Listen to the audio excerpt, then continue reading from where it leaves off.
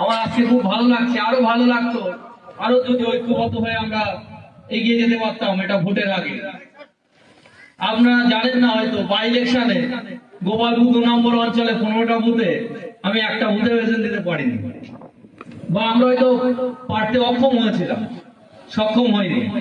প্রতিটি বুথে বুথে কিন্তু আমি এসেছিলাম, ভোট হচ্ছে কিনা সঠিকভাবে হচ্ছে কিনা দেখতে এসেছিলাম। কিন্তু ওখানে অনেকে অনেক কিছু বলেছিল। টিএমসির একটা লিডার ছিল, তার যারা চামচারা ছিল তারা বলছিল এই দেখুন পিয়ারুল ইসলামের সে এখানে কোনো লোক নেই এখানে, আর এরা এখানে আজকে ভোটে এসছে, কে এজেন্ট বসেছে বা কিভাবে ভোট হচ্ছে সেটা দেখতে এসছে। তাদেরকে আমি বলতে চাই আজকে, বা তাকে বলতে চাই আজকে এসে দেখুন গোপালপুর 2 নম্বরের মানুষ আজকে সজাগ হয়েছে।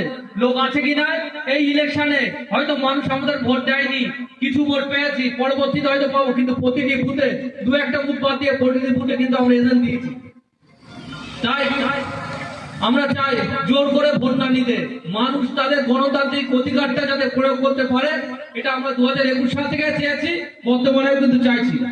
2021 সালে আমরা আইএসএফ ইন্ডিয়ান সেকুলার ফ্রন্ট প্রতিষ্ঠা হয়েছিল, এটা 2026 সাল। 21 সালের পরে অনেকের ঘর বাড়ি ভাঙা হয়েছে, অনেকের উপরে অত্যাচার হয়েছে, অনেকের বাড়ি ছাড়া হয়েছিল, এটা কিন্তু ভাই 2026 সাল, ভুলে যাবেন না। তখন কিন্তু পিয়ারুল ইসলাম ছিল না, এখন কিন্তু পিয়ারুল ইসলাম আছে। আর এটা 2021-এর আইএসএফ না, এটা কিন্তু 2026-এর আইএসএফ। আইএসএফ এর কোনো কর্মীর উপরে বা আইএসএফ এর কোনো লিডারদের উপরে যদি চোখ তুলে তাকানো হয় বাজে ভাবে, তাদের কিন্তু চোখ উপরে ফেলে দেবো, এত বড় কথা বলা।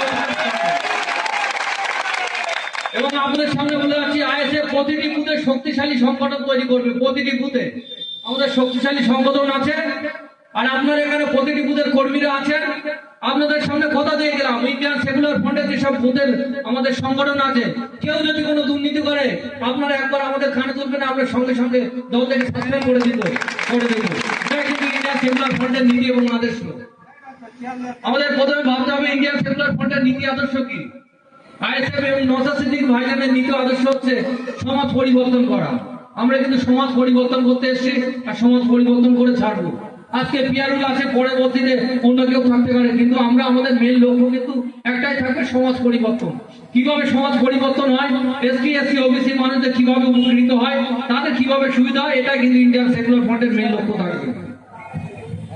এই ওবিসি নিয়ে কিছুদিন আগে আপনারা দেখেছেন সুপ্রিম কোর্ট এবং হাইকোর্টে মামলা চলছিল, এবং যে ওবিসি ক্যান্সেল করে দিয়েছে 2011 সালের পর থেকে, তা নিয়ে কিন্তু রাজ্য সরকার বেআইনি ভাবে যে ওবিসি সার্টিফিকেট গুলো আমরা কমপ্লিট করেছিলেন, তার বিরুদ্ধে যে সঠিকভাবে করেনি তার বিরুদ্ধে একমাত্র নওশাদ সিদ্দিকী ভাইজান হাইকোর্টে মামলা করেছিল এবং সুপ্রিম কোর্টে মামলা করেছে। অন্য কেউ কিন্তু টিএমসি কোনো কর্মী করেনি, কোনো নেতাও কিন্তু করেনি।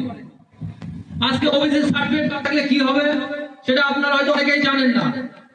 আপনাদের বাড়ির ছেলে মেয়েরা অনেক শিক্ষিত যুবক আছে, তারা কি হবে, উচ্চ মাধ্যমিক পাস করার পরে বিএ পাস করবে, এমএ পাস করবে, তারপর কি হবে? ওবিসি কোটা যদি না থাকে আমরা ওবিসি কোটায় কোনো সুযোগ সুবিধা পাবো না।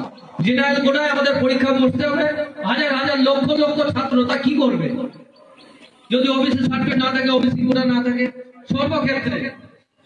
আর ভোটের ক্ষেত্রে আপনারা হয়তো জানেন না, আমাদের ইন্ডিয়ান পঞ্চায়েত সিস্টেম, সামনে পঞ্চায়েত ভোট হবে।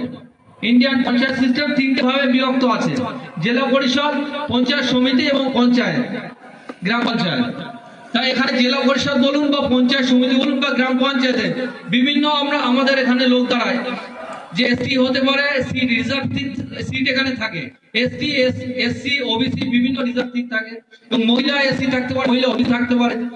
যদি ওবিসি সিট এখানে থাকে তাহলে ওবিসি এমন ভাবে এরা কমপ্লিট করেছে, ওবিসি যে কাস্ট সেখানে যারা যারা যে আমাদের টাইটেল আছে, 50 থেকে 60টা টাইটেল ওরা বানিয়ে দিয়েছে ওবিসি থেকে, যে অমুক, যে আমার টাইটেল মুখে মোল্লা, আরো অনেক